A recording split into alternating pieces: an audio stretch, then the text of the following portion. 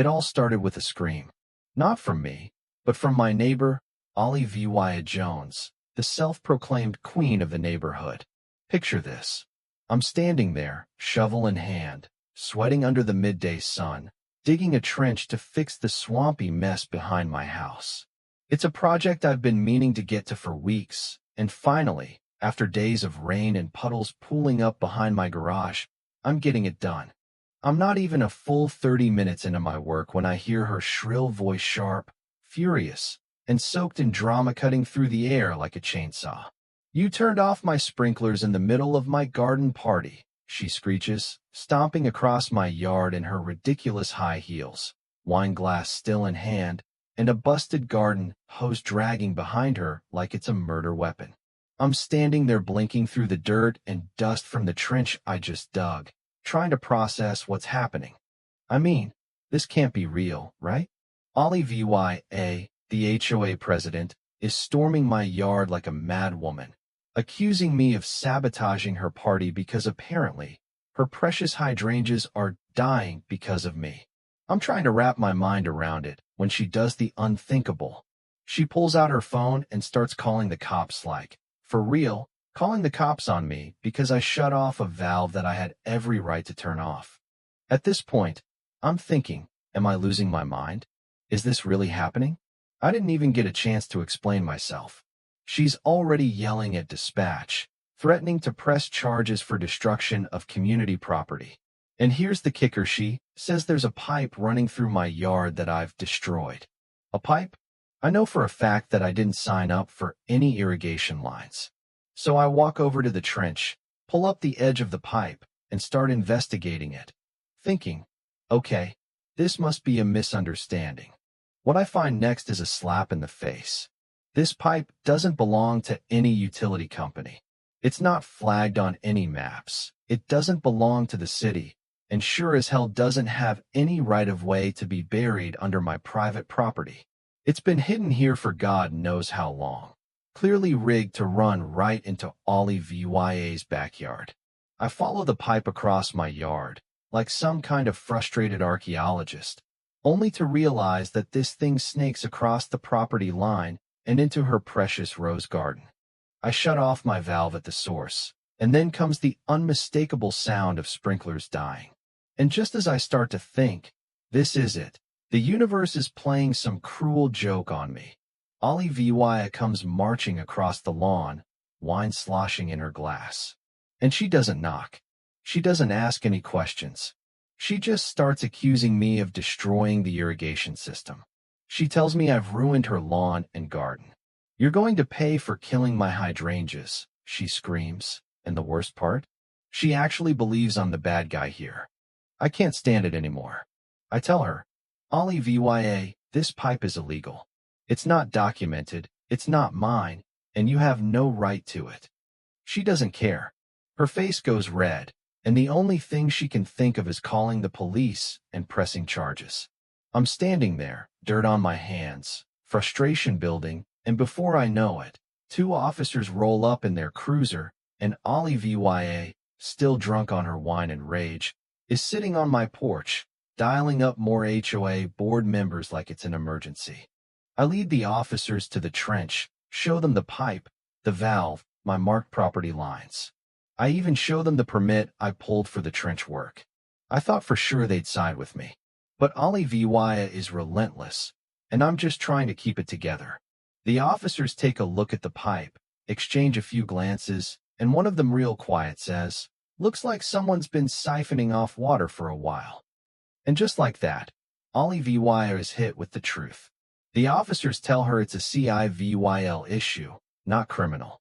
There's nothing they can do unless someone proves I did something illegal. And guess what? I didn't. They head out, and Olivia storms off, muttering about repercussions. I don't care. I smile to myself, grab my shovel, and keep digging. It's done. Olivia can't touch me. The next morning, though, I get a letter nasty one from the HOA. It's a fine for violating Rule 43B, a rule that doesn't even exist in the HOA handbook.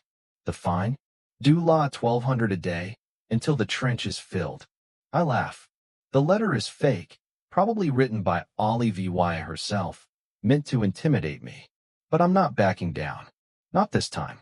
I call my cousin, who works at a law firm downtown, and have him draft a cease and desist letter for me. I'm not going to let this slide.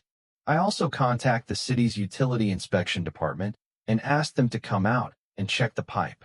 Within 48 hours, I get the go-ahead. Things are MOVYing. I think it's over, but oh no, Ollie VY isn't done yet.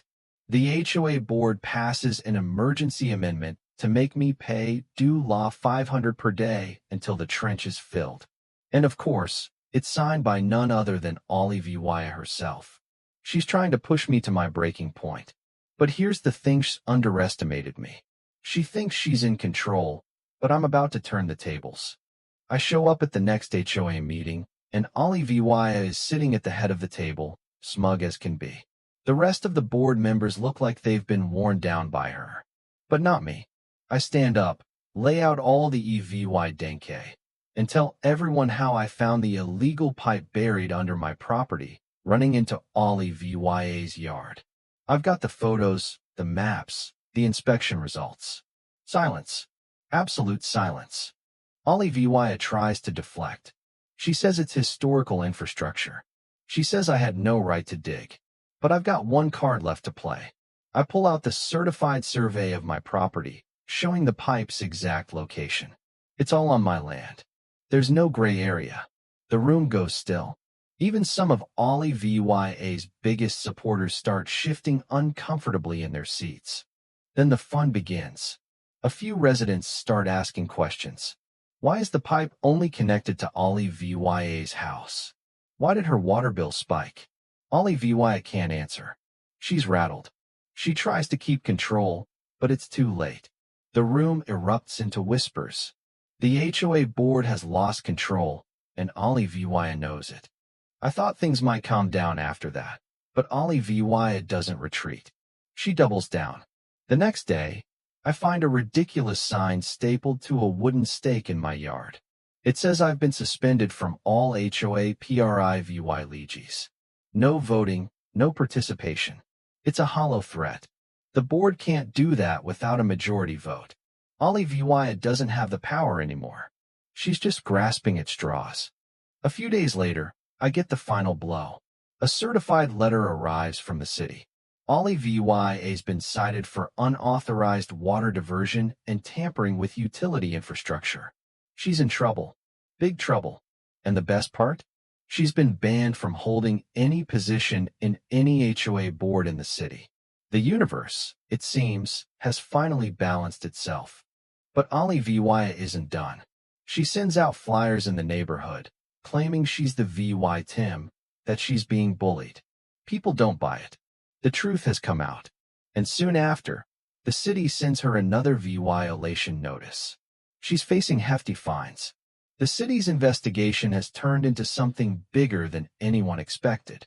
A week later, I get the final reward. Penelope sells her house. No goodbye, no fanfare, just a quiet exit. Her power has crumbled, and she's gone. The neighborhood is better for it. I stand in my backyard, looking at the spot where it all started. The trench is filled in. The drainage system is working.